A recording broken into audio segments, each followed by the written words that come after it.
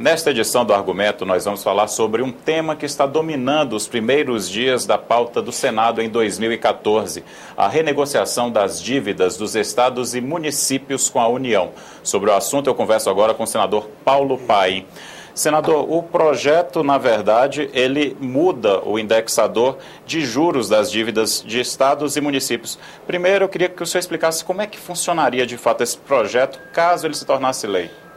Mas primeiro nós temos que dizer que esse é um projeto que vem do próprio Executivo. O Executivo mandou essa proposta depois de um amplo diálogo com os governadores. O governador Tarso Genro, do Rio Grande do Sul, foi um dos mediadores, que falou em nome dos governadores. Se chegou a esse entendimento, o projeto vai para a Câmara, lá é feita uma outra renegociação que envolveu o próprio Ministério da Fazenda e recebeu o sinal verde da presidenta Dilma, para que houvesse, então, a aprovação do projeto nos moldes acordados para permitir a renegociação da dívida dos estados. Olha, o projeto chega ao Senado. E aqui no Senado se faz uma nova discussão com o objetivo de que o projeto não fosse votado no ano passado. E se construiu esse entendimento devido ao ajuste fiscal do governo pelo ano que terminava.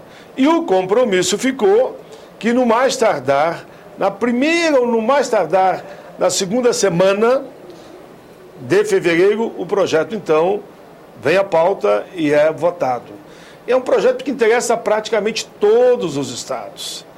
Ele muda o indexador da dívida, ele sai do chamado IGPDI mais 6%, que é um índice que é usado lá no tempo da ditadura, eu diria no índice mais usado na época que a inflação era altíssima, que virou uma dívida impagável, baseado a esse indexador. Percebendo isso, numa ampla conversa, se construiu essa então do ser o IPCA, mais 4% ao ano, ou a taxa Selic, o que for menor. Essa é a intenção e o entendimento feito resolve o problema, não fica mal para o governo, não fica mal para os estados. Veja bem, só o caso do Rio Grande do Sul.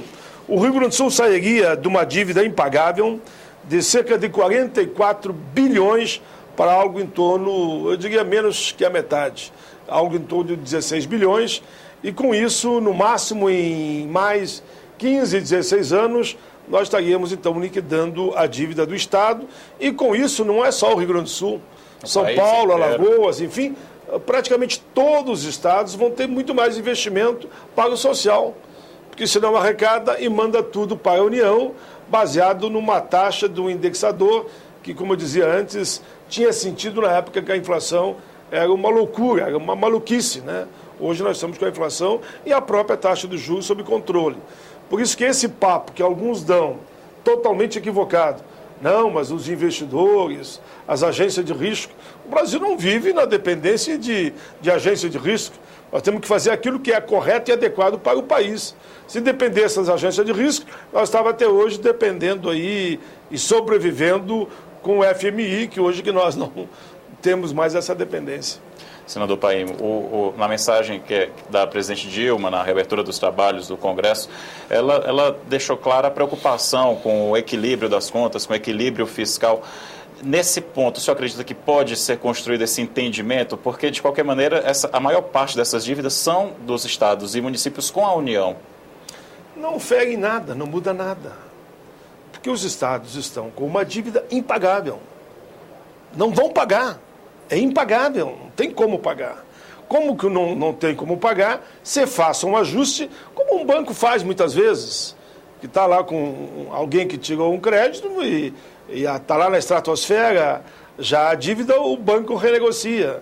A situação da União é exatamente essa. Essa dívida como está, ela é impagável, a União vai arrecadar muito mais. Se ela construir esse acordo em cima de um índice decente, porque esse aqui que existe hoje, da época da inflação, é totalmente indecente, E com isso, para mim, a tranquilidade do mercado aumentará muito mais depois dessa criada estabilidade, mudando o indexador.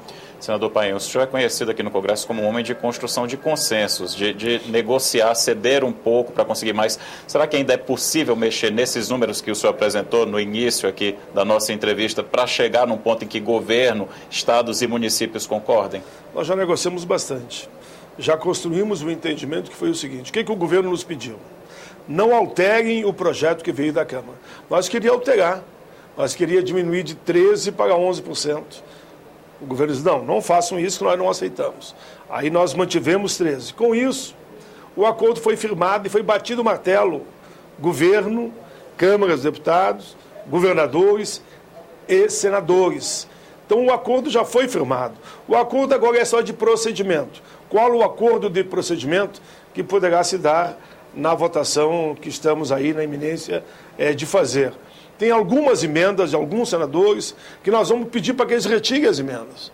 Retirando as emendas, você mantém o projeto exatamente como saiu da Câmara e, com isso, ele não retorna para a Câmara outra vez. Porque se você emendar, ele vai voltar para lá. Ele não volta e vai para a sanção da presidenta. Eu acredito que estamos caminhando bem e há todas as possibilidades. Eu ia dizer bem provável, não é mais do que provável de que o projeto vai ser aprovado, sim, e no meu entendimento, a presidenta, que já empenhou a palavra nesse projeto, não vetará a matéria. Mas se porventura também, a vida é assim, né? Eu vi alguém dizer, não, mas se a presidência vetar, graças a Deus que o veto não é mais secreto. Graças ao trabalho do Senado e da Câmara, não tem mais veto secreto. Quem é que vai votar contra seus estados?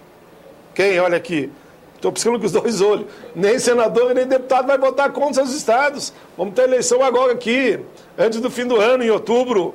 Se caso vetar, vai ser derrubado o veto. E por isso mesmo é que não vai ser vetado. Então, só para reforçar, na sua visão, não só estados e municípios ganham, mas até o governo também. Até o governo ganha, devido ao equilíbrio da proposta.